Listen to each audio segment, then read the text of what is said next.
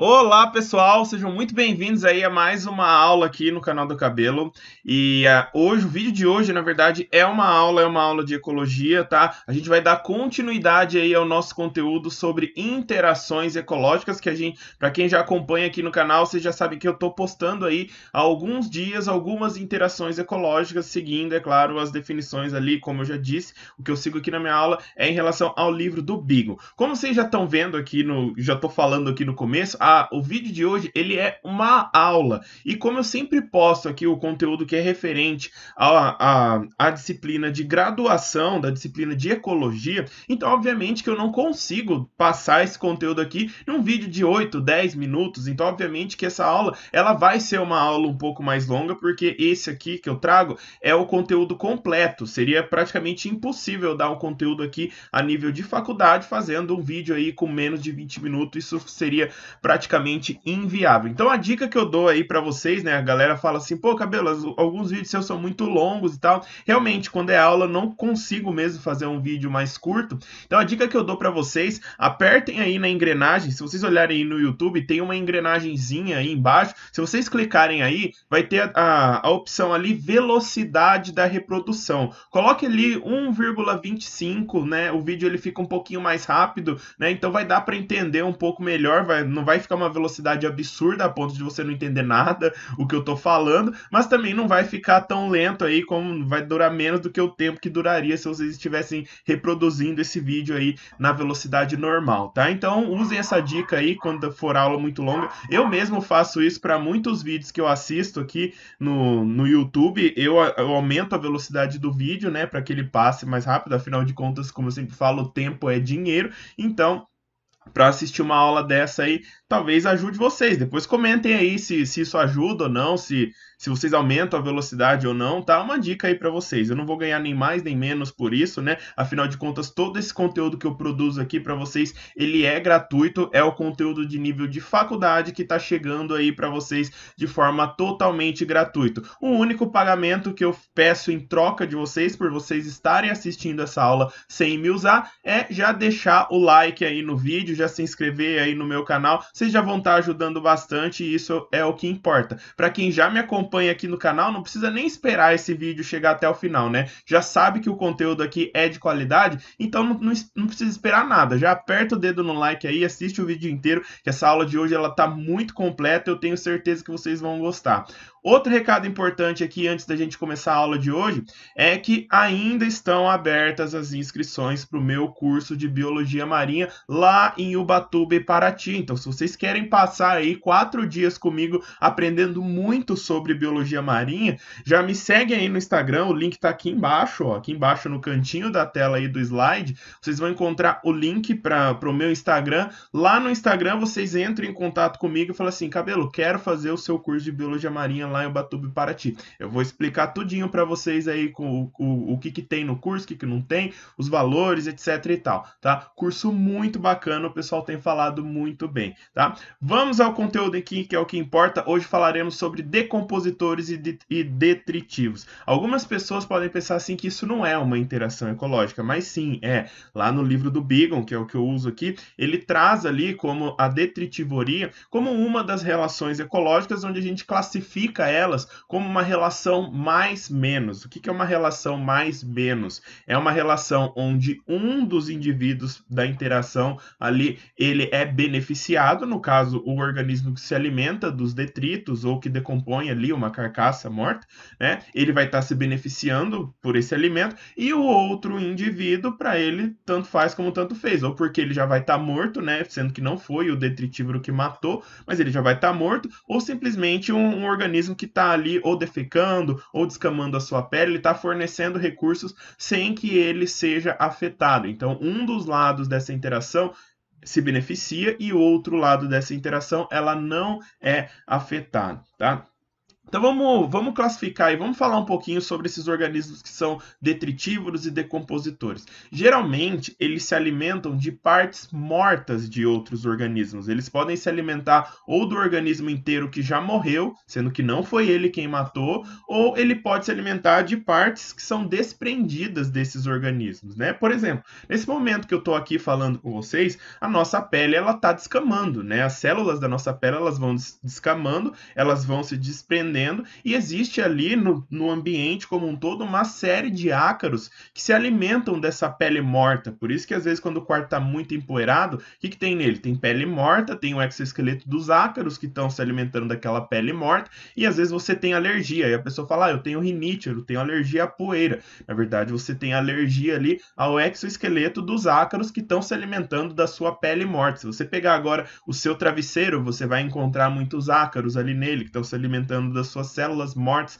que vão se desprendendo o tempo todo. Quando um organismo ele se alimenta de partes mortas, nós falamos que esses organismos eles são saprótrofos. Essa palavra difícil aí que está no título desse slide remete a esses organismos que se alimentam de coisas mortas, né? De partes mortais de outros organismos. Tá? Uma característica dessa interação ecológica é que, diferente das outras que nós vimos até agora, a detritivoria ela não apresenta uma equação matemática. Vocês lembram lá que na competição interespecífica existia uma equação matemática, na predação vocês viram a equação da predação. Se vocês não assistiram essas aulas ainda, assista o vídeo aqui. Eu vou deixar o link para a playlist das aulas de ecologia, tá? Eu vou criar uma playlist aqui nesse dia que eu estou postando esse vídeo e vou colocar ali como todos os vídeos aí das interações ecológicas. Então, acessa o card aqui em cima que vocês vão ter acesso a todas as aulas de interações ecológicas, tá?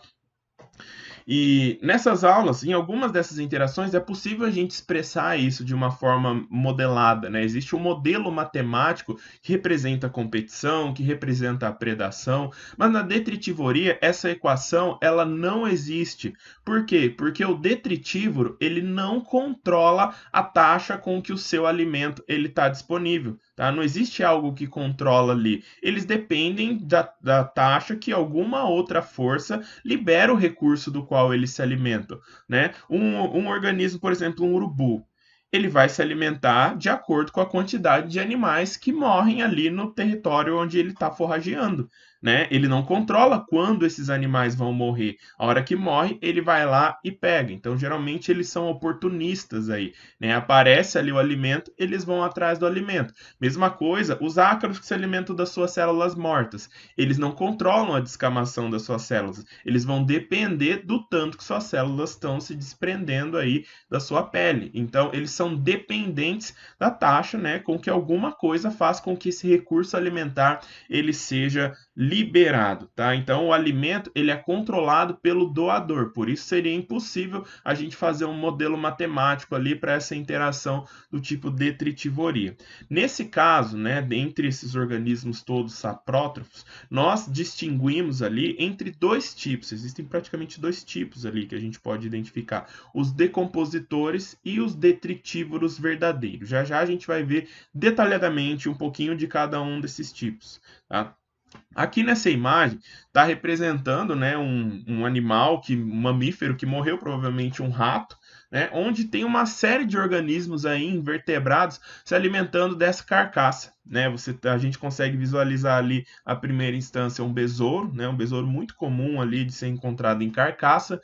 Tem uma mosca varejeira ali que vai depositar os seus ovos e suas larvas vão se alimentar dessa carcaça. Tem uma série de formigas carnívoras aí, então existem realmente muitas formigas que se alimentam de carne mesmo, né, de carne morta, são formigas carniceiras aí, né. Tem um outro organismo aqui que no meio que não dá para ver exatamente o que é, né, parece um pequeno miriápodo, na foto não dá para ver, mas assim, essa carcaça ela já está bem colonizada aí, tem uma série de organismos aí que vão dar conta aí dos primeiros pedaços do bolo aí, vão ser desses organismos, tá? Então são exemplos aí de animais que vão fazer a detritivoria dessa carcaça, tá? Vegetais também são decompostos, e aqui eu tenho aí um pêssego onde ele está com duas manchas verdes aí de fungos que estão crescendo em cima desse pêssego. E por que esses fungos estão crescendo ali? Porque eles estão se alimentando das moléculas orgânicas ali, principalmente dos açúcares que estão presentes nesse fruto. Esse fruto aí, ele está todo tomado já por fungos, embora só tenha duas manchas ali,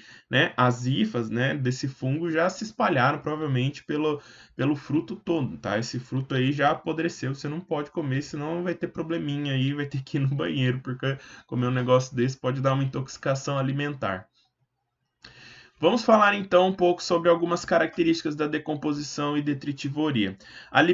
Esses organismos, né, que fazem esse tipo de alimentação, eles são os responsáveis pela liberação da energia acumulada na matéria orgânica, né? Se vocês já estão estudando ecologia há algum tempo, vocês já veem que toda a energia do nosso planeta, ela passa por um ciclo, né? Você tem os organismos que são os produtores, depois você tem os consumidores primários, que geralmente são herbívoros, depois vem os predadores, né? Então essa energia, ela vai passando para vários níveis tróficos, de forma que essa energia, ela vai voltar ao nível básico quando esse organismo ele for decomposto. Qualquer um desses níveis tróficos, quando eles morrem, eles vão cair aí nas garras de um detritívoro que vai fazer a liberação dessa energia de volta ao meio químico ali do ambiente, né? Essa energia, essas moléculas, elas vão voltar para o ambiente através desses organismos. Nesse processo, a gente chama de mineralização, que é pegar, né, converter esses elementos orgânicos, essa parte dos organismos,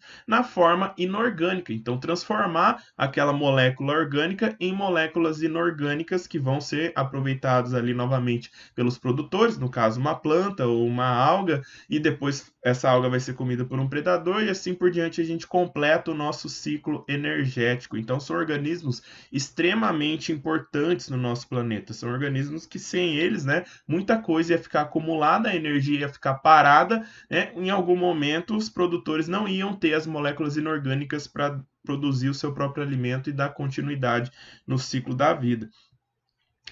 A gente tem, nesse caso, uma característica, a decomposição de corpos mortos e tem também a decomposição de partes que são desprendidas dos organismos e nós temos também a decomposição de fezes. Então, basicamente, os detritivos eles vão se alimentar de um desses três itens alimentares, né? Aqui no caso, um organismo que está participando na decomposição de corpos mortos.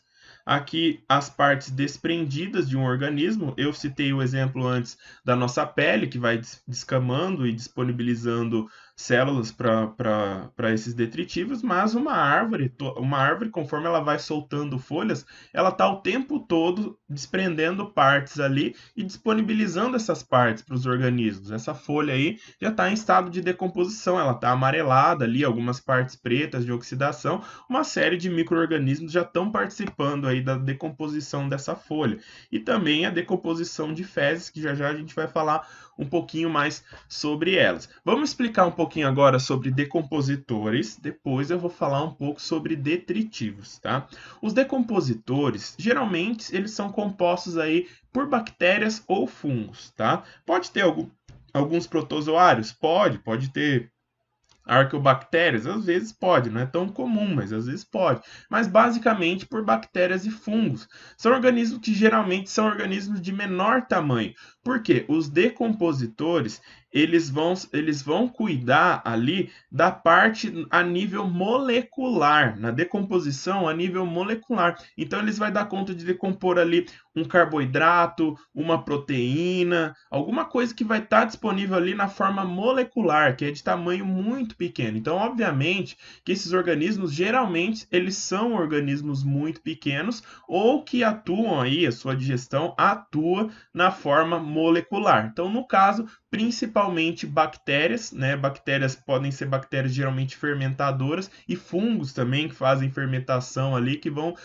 participar aí da decomposição química desses organismos. Geralmente, eles estão onipresentes no ar, na água e na matéria antes mesmo dela morrer, né? Hoje em dia existem bactérias em todos os lugares, praticamente, né? Existem esporos de fungos presentes em praticamente todos os lugares. Eu posso estar falando aqui com vocês agora, pode ter um esporo de fungo passando, eu não estou enxergando porque são microscópicos, né? Mas se eu tiver, por exemplo, uma maçã, imagina que isso aqui é uma maçã, tem uma maçã aqui, uma hora esse esporo vai grudar aqui nessa maçã, né? E vai começar a decomposição. Qualquer alimento que você deixa ali fora da geladeira, ele vai entrar em estado de decomposição. Se você deixar um tomate ali em cima da mesa, né, dali a alguns dias já vai começar a aparecer algumas manchinhas verdes, já vai começar a embolorar o pão também, né? E às vezes mesmo quando você deixa o pão fechado lá dentro do saquinho, em algum momento, alguma partícula, né, algum esporo de algum micro-organismo entrou em contato com esse pão, tá? Eles não surgiram do nada,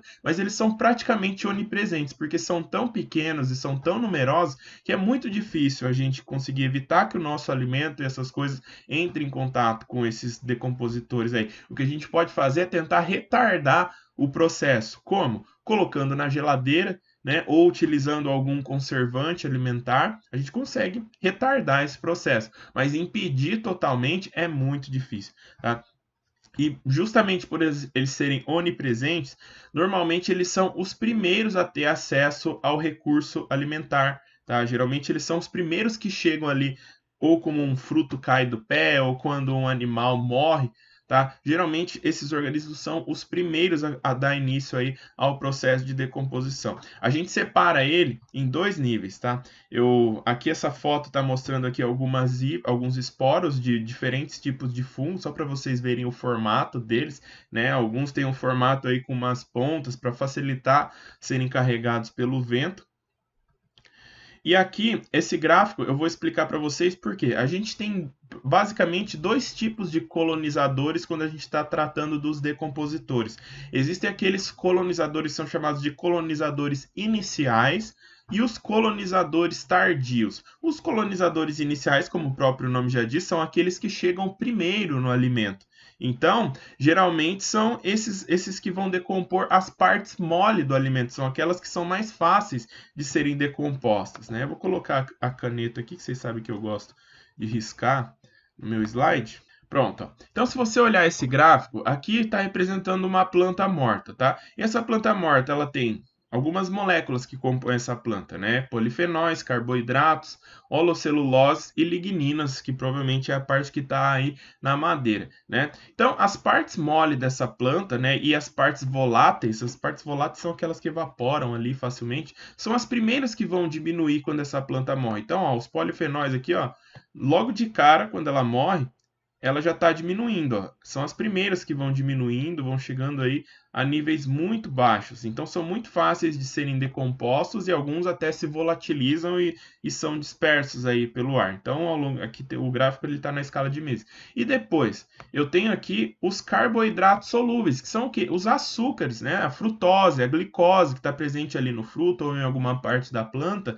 elas vão ser decompostas também rapidamente. Por quem? Por fungos, por bactérias que vão chegar ali e vão começar a fazer ali a decomposição dessas partes moles. Então elas também vão embora rapidinho, né? Elas vão ser decompostas aí de forma mais rápida. Agora, esses que eu mostrei agora, elas são decompostas pelos colonizadores iniciais. Então eles chegam ali primeiro e vão decompondo ali as coisas que são mais fáceis de decompor. Só que às vezes eles não conseguem decompor partes mais duras. E aí entram os colonizadores tardios. O que eles vão fazer? Eles vão decompor a celulose, que já é um carboidrato mais complexo, mais difícil de ser quebrado, tá? E vão decompor também a lignina. Olha a lignina aqui, o tanto que ela demora. Ela passa ali em torno de 6 meses e pouco, sem diminuir quase nada da lignina, né? A lignina geralmente está presente na madeira, tá? E aí que ela começa a diminuir um pouquinho, ó, vai diminuindo a uma taxa bem devagar aqui, e mesmo depois de 36 meses, né, foi decomposto aí um pouco menos de 75% da lignina. Então, 75%, aliás, sobrou ainda pouco menos de 75%. Então, ainda tem mais da metade da madeira que tinha ali inicialmente, depois de 36 meses, ela ainda está aqui. Tá? Então, as partes duras, elas são decompostas? Elas podem ser decompostas, mas vai demorar um tempo muito maior. Geralmente pelos colonizadores tardios. Então, eles vão degradar aí as partes mais duras. Geralmente, algumas proteínas ali de fazem sustentação, as celuloses e as ligninas. Tá? Então, nós temos aqui esses dois grupos pelos colonizadores tardios e esses dois grupos de moléculas aqui pelos colonizadores iniciais. E agora falaremos sobre os detritívoros. No caso dos detritívoros, eles vão se alimentar de partes maiores do organismo. Se no caso dos decompositores eles se alimentavam a nível molecular, aqui os detritívoros eles vão se alimentar de nível de tamanho de uma célula para cima. Tá? Então, ou eles vão comer coisas do tamanho de células ou pedaços maiores do que uma célula, enquanto que no outro caso era nível molecular, aqui já é nível celular ou pluricelular aqui, tá? Então, as partes ingeridas aqui por esses organismos, eles vão ser maiores. É muito comum a gente encontrar numa carcaça, por exemplo, ou numa planta em decomposição, organismos que são microbívoros, tá? Então, às vezes tem os organismos que estão se alimentando dessa carcaça, tá? Por exemplo, vamos pensar ali nos decompositores, vai estar cheio de bactérias ali se alimentando das moléculas dessa carcaça, vai ter os decompositores ali. Vão ter organismos que vão se alimentar dessas bactérias. Tá? Então, olha que ali numa carcaça já formou todo um ecossistema com alguns níveis tróficos. Então, vão ter os organismos que se alimentam desses organismos decompositores. Esses organismos que comem outros micro-organismos, eles são chamados microbívoros, tá? Então, microbívoros é quem come micróbios, tá? Então, por isso que eu tenho aqui, ó, os microbívoros, eles operam junto com os detritívoros, tá? Vai ter os detritívoros ali, vai ter os microbívoros se alimentando dos decompositores ali, tá? Então, eles se alimentam desses micro-organismos que a gente chama de microflora. Então vai ter toda uma flora de micro-organismos ali na carcaça e vão ter os organismos que se alimentam dessa microflora. Os detritívoros, eles podem ser classificados de acordo com o tamanho que eles possuem, tá? Então eu trouxe uma tabelinha aqui para vocês darem uma olhada, tabelinha tirada lá do livro do Beagon também, tá? Os organismos que estão ali menores do que 100 micrômetros, tá? Eles são chamados de microflora, tá? Microflora ou microfauna. Por quê? São organismos muito pequenos, são organismos microscópicos ali, menor que 100 micrômetros, né? E representam ali todos esses organismos, representados aí por bactérias, fungos, nematóides, protozoários, né? E aí já começa a aumentar um pouquinho de tamanho, né? A partir de 100 micrômetros a 2 milímetros, que ainda são muito pequenos, né? Nós já temos os organismos que nós chamamos de meiofauna, tá? Então, meiofauna eles já são um pouquinho maior, já são compostos ali principalmente por alguns invertebrados, tá? Como, por exemplo, rotíferos, ácaros, colêmbulos, né? São animais ainda muito pequenos, mas que são já participantes aí, geralmente eles podem ser ou microbívoros ou eles podem ser detritívoros mesmo. Então eles vão estar ou se alimentando dos micróbios ali na carcaça ou eles vão estar se alimentando de pedacinhos ali dessa carcaça aí mesmo, tá? Uma característica da meiofauna, que não está escrito aqui no slide, mas uma dica aí para vocês, é que geralmente a meiofauna ela está presente no espaço que existe ali entre os grãos de areia, entre os grãos de sedimento. Tá? Eles são tão pequenos que eles conseguem ocupar o espaço entre os grãos. Então eles são classificados ali como meiofauna, tá? Só para vocês terem uma ideia do tamanho aí desses animais. Aumentando um pouco mais esse tamanho aí, acima de 2 milímetros até 20 milímetros, ou seja, de 2 milímetros até 2 centímetros, nós já temos aqui os organismos que nós classificamos como macrofauna, tá? E aqui na macrofauna já tem alguns invertebrados um pouco maiores, como os dipluros, né? Sínfilos, que são miriápodos também, né? Alguns poliquetos, alguns vermes segmentados, né? Muitos isópteros, que são insetos também, opiliões, isópodes, que são crustáceos, né, são microcrustáceos, alguns anfípodes também, né, uma série de invertebrados vão estar dispostos aqui na macrofauna, tá? Muitos macroinvertebrados vão estar colocados aqui, muitos insetos aquáticos vão ser da macrofauna aquática, tá? Ele já tem o tamanho aí um pouquinho maior. Conforme aumenta o tamanho e a gente começa a encontrar animais aí acima de 20 milímetros, ou seja, acima de 2 centímetros,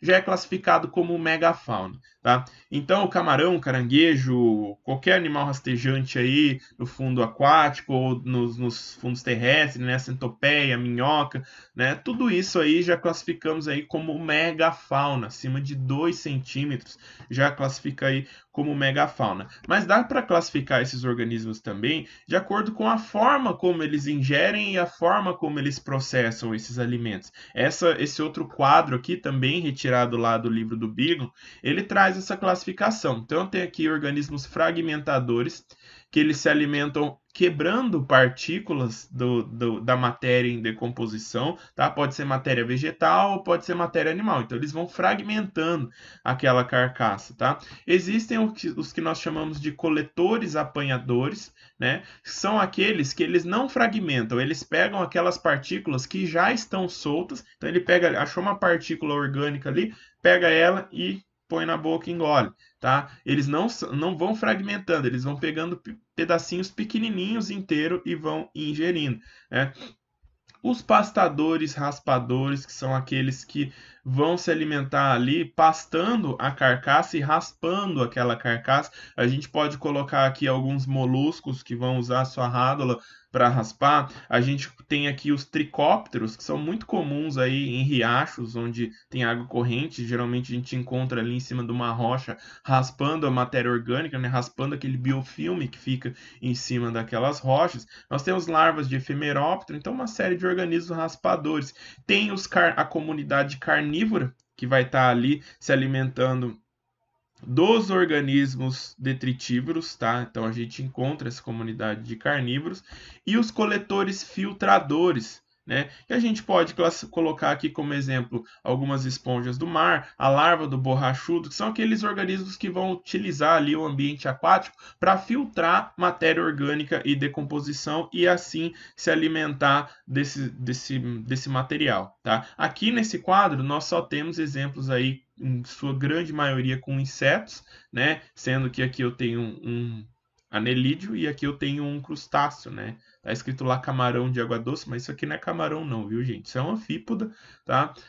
Porque é um crustáceo aquático, eles chamam de camarão, mas isso aqui não é camarão. O camarão de água doce mesmo, ele é um carídeo e ele já é da megafauna, tá? Ele é maior, geralmente tem mais de 2 centímetros, né? Se ele tiver, ele já pode ser considerado da megafauna, mas ele também é fragmentador, tá? Então, mesmo sendo camarão de água, nessa imagem não é um camarão de água doce, mas se você utilizar um camarão de água doce, ele vai ser fragmentador, sim. Às vezes herbívoro, às vezes fragmentador. Ele fica permeando aí entre esses dois tipos de hábitos alimentares. Vamos falar um pouquinho sobre o consumo de detritos vegetais. Afinal de contas, na natureza, a herbivoria ela não é uma tarefa tão fácil assim como parece. Alimentar de vegetais não é uma tarefa tão fácil. Por quê?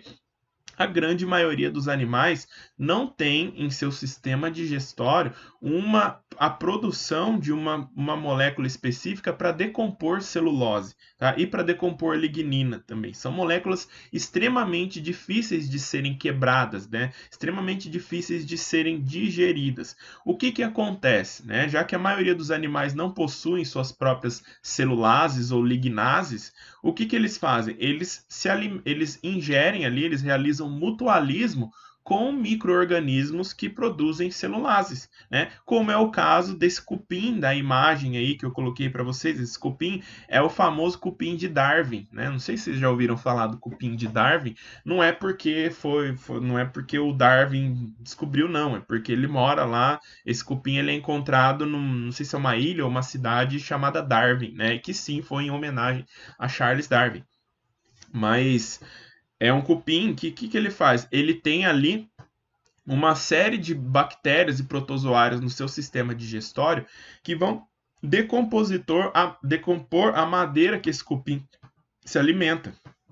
porque ele mesmo não daria conta. Hoje, os cupins mais... Esse cupim ele é considerado, né, um grupo aí relativamente ancestral entre os cupins, né? As espécies de cupins mais modernas, elas já produzem, né, as suas celulases, elas produzem ali substâncias que decompõem realmente a madeira, mas temos muitos cupins que não. As baratas também, por exemplo, as baratas elas ingerem, né, micro-organismos que vão decompor. Por isso que a barata consegue comer praticamente tudo. Se você deixar, as baratas comem sua porta, come a parede da sua casa, come seu guarda-roupa, o seu sapato, come você enquanto você está dormindo, tá? Então barata come praticamente de tudo. Por quê? Porque no intestino dela, no sistema digestório dela, tem esses micro-organismos ali que vão decompor ali praticamente tudo, tá? E eles decompõem celulose ali com muita facilidade. Então, barata também é parente do cupim, né? Sim, quem já estudou zoologia aí sabe, né? Baratas e cupins são parentes aí relativamente próximos.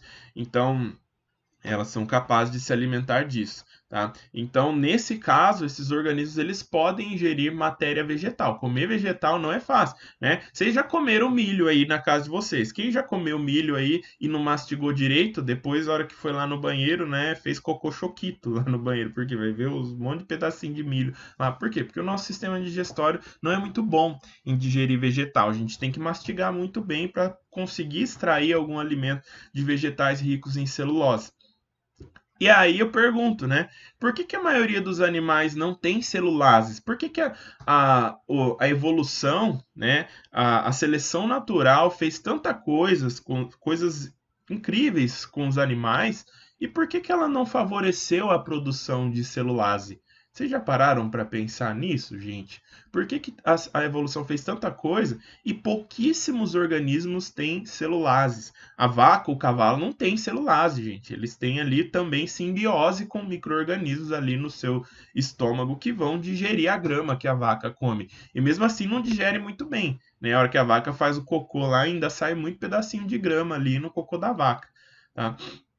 Por que será? Tá? Existe uma resposta para isso, tá, gente? A verdade é que na aula passada de ecologia, eu falei para vocês, ó, existe a lei do forrageio ótimo, né? A teoria do forrageio ótimo, que é quando um alimento ele tem um custo energético muito alto para você obter aquele alimento, muitas vezes não vale a pena se alimentar daquilo. Se o custo for muito alto, não vale a pena se alimentar de outras coisas. E na natureza é exatamente isso, né? O benefício que se alimentar de madeira, por exemplo, né? O benefício nutritivo da madeira não é tão alto a ponto de valer a pena a evolução ir selecionando características ali até produzir suas próprias celulases.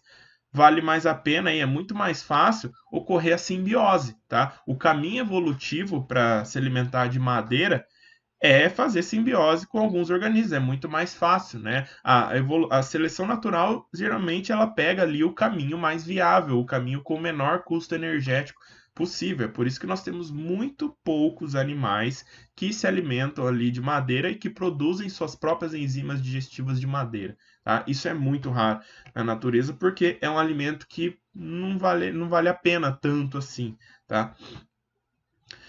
O consumo de frutos caídos é algo relativamente comum, né, e muito simples, é um alimento de fácil digestão, né, e esse recurso alimentar pode ser explorado aí por diversos tipos de organismos consumidores e oportunistas, como a gente já discutiu aqui no começo dessa aula, tá? Geralmente essa microflora ela é composta por leveduras, como isso daí que vocês estão vendo aí nesse pêssego, né, essa manchinha, é um fungo causado por levedura que vai fermentar os açúcares presentes nessa fruta, né? É através dessas leveduras que o álcool é produzido, né? Se você vai tomar uma cachaça aí no fim de semana ou uma cerveja aí no fim de semana, você só está conseguindo ingerir essa bebida graças a essas leveduras aí de diferentes espécies que fermentam carboidratos e produzem álcool, né? Então, muitas bebidas alcoólicas são produzidas aí através desse processo. E as fezes como alimento? Vocês já pararam para pensar que os organismos, conforme eles defecam, né, essas fezes, elas são aproveitadas por muitos organismos. Esses organismos, eles são chamados de coprófagos, né? A coprofagia é o ato de comer fezes. Então, os animais coprófagos são aqueles animais que se alimentam de fezes, tá?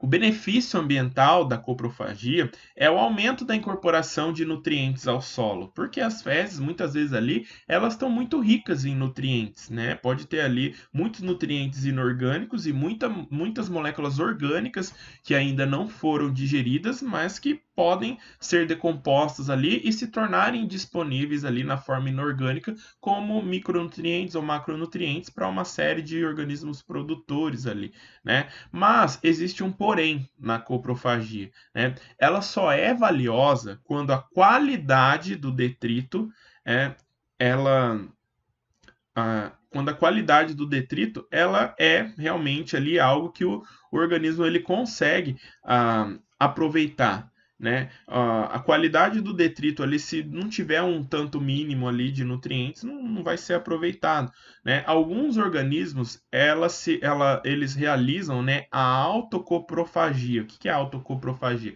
São aqueles organismos que comem as próprias fezes, né? O verdadeiro caga e come aí, né? E que organismos que fazem isso? Geralmente organismos herbívoros, tá? É muito comum a gente ver capivara fazendo isso, coelhos fazendo isso, né? Por quê? Porque eles são organismos que eles se alimentam de vegetais, eles não conseguem digerir ali totalmente ou mastigar totalmente ali aqueles vegetais, ele passa pelo seu trato digestório, onde vai ser incorporado ali várias bactérias que vão ajudar nessa decomposição. Depois o que eles fazem? Eles comem de novo.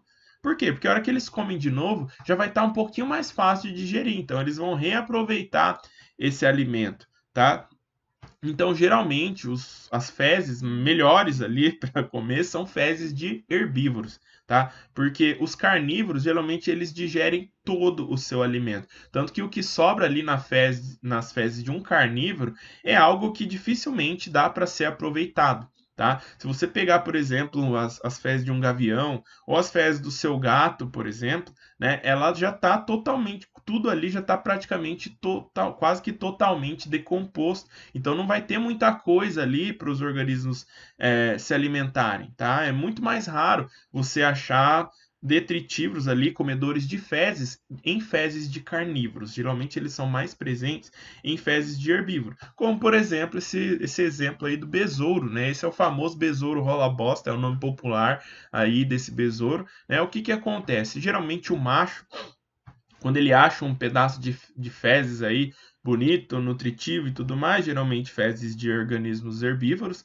né? O que ele faz? Ele quebra ali um pedaço e ele vai carregar esse pedaço ali como se fosse a vida dele. Porque se ele achar um pedaço bom, ele vai oferecer isso para uma fêmea e a fêmea vai dar o direito a ele dele copular com essa fêmea.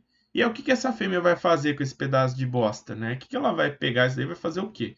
Ela vai botar um ovo dentro, ela vai abrir um buraquinho ali, vai botar um ovo aqui dentro. Essa larva, ela vai nascer e ela vai começar a se alimentar desse excremento de dentro para fora. E ela vai crescendo, ela vai se alimentando cada vez mais. E aqui ela está protegida dentro da bola fecal e ao mesmo tempo está se alimentando dessa bola fecal. A hora que ela romper essa bola aqui, ela já vai estar tão grande, já vai estar na idade aí pronta para fazer a metamorfose. Então esse organismo ele vai empulpar alimento ali dentro e vai emergir como um besouro adulto ali, ele vai sair, vai exercer aí as suas atividades reprodutivas, tá? Então, muitos organismos dependem da detritivoria para realizar o seu ciclo reprodutivo, inclusive. Então, é uma interação ecológica aí relativamente importante. Outro assunto aqui muito comum é o consumo da carniça. O que é a carniça? É a carcaça de um organismo morto, um organismo que morreu ali, ele deixa para trás muito alimento que vai ser disponível ali para uma série de organismos. Então, muitos carnívoros, eles podem ser carniceiros oportunistas, né? Um exemplo disso é o gavião carcará. O gavião carcará, ele é um predador. Ele vai procurar ali roedores, pequenos répteis, né? Ele é um predador de caçada ali mesmo. Só que é muito comum, às vezes, a gente vê o gavião carcará se alimentando de alguma carcaça ali que já morreu próximo a alguns urubus ali. Então, se a carcaça às vezes acabou de morrer, o carcará ele consegue, ele vai lá e pega um pouco. Ele pode ser um detritívoro ali oportunista, tá? Ele se aproveitou ali da situação, tá? E, e geralmente, né, os comedores de carniça, eles têm um maquinário digestório muito parecido com o dos carnívoros, tá? Por quê? Porque vão estar comendo carne. A única diferença é que eles vão estar comendo carne que não foi eles que matou, tá? A hiena faz isso, o urubu faz isso, né? O corvo faz isso. Então, muitos organismos se alimentam de outros organismos que não foram eles que mataram, né? Ou que morreu por causas naturais, ou que foi algum predador que matou e deixou sobrar ali algum pedaço, né? Então, geralmente, eles possuem no seu maquinário digestório as colagenases, que digerem ossos e tendões também, né? Porque às vezes uma carniça ela não tá ali inteira. Então, não dá para deixar sobrar, né? Tem que aproveitar o máximo que for possível. Então, às vezes, eles têm essas enzimas digestivas ali para digerir ossos e tendões. Praticamente tudo ali vai ser aproveitado. Nessa imagem, é uma baleia morta, tá? Num fundo marinho, né? Onde ela está já colonizada por muitos cefalópodes. Então tem aqui, ó, tem um polvo aqui, tem um peixe aqui compridinho, né? Não dá para saber qual peixe que é aqui ainda pela imagem. Eu vejo aqui uma estrela do mar aqui em cima, ó. Não sei se vocês conseguem ver aqui na imagem do vídeo, né? Tem outro peixe aqui,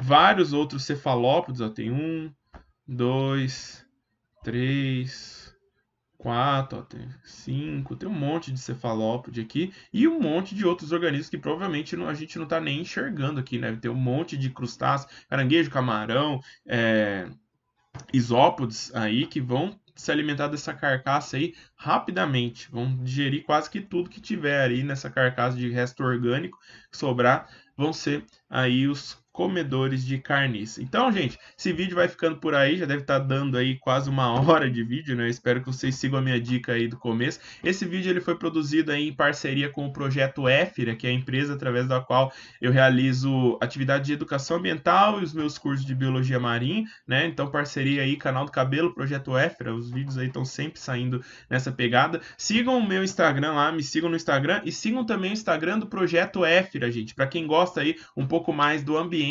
marinho, o projeto Éfira ele já é mais focado, né? O Instagram ali onde todo dia tem conteúdo sobre o ambiente marinho. Todo dia, gente. Todo dia tem uma postagem nova lá no Instagram. E o arroba eu não coloquei aí, mas o arroba é Projeto Éfira, tá? Projeto Éfira, simples assim, vocês não vão esquecer. Beleza, gente? Bom estudo para todo mundo. O vídeo vai ficando por aqui e até o próximo vídeo. Abraço para todo mundo.